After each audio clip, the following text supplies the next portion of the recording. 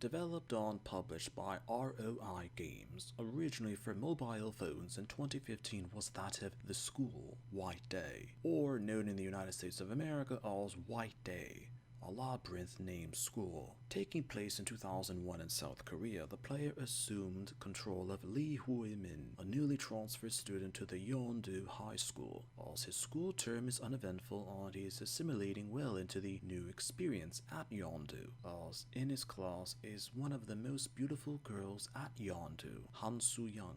As he's developed feelings for her, he decides to give her some treats for the Japanese holiday of White Day. Also happening to accidentally discover Soo-young's diary on the school grounds, he seeks to return it to her with the added hopes that along with the candy, she might become interested in him. Deciding to sneak the candies and diary into Soo-young's desk after class, so that she'd find it early the next day at school, Hui-Min becomes trapped inside the Yeondu school grounds and comes across other students who were also in the school after hours for various circumstances as depicted in the game. The school would be filled with paranormal entities throughout its corridors as well as its halls. On details later added that everything that the player experienced as Hui-Min occurs daily, as once the school ends and the students as well as the staff leave the building on adjacent grounds for the day, all sorts of demonic and chaotic events occur. As for the details of the game's plot and story, information actually varies depending on the choices that the player does or doesn't do in terms of the player experiencing the game as Hui-Min. The 2015 version of the game was a then modern remake of the same game released in 2001.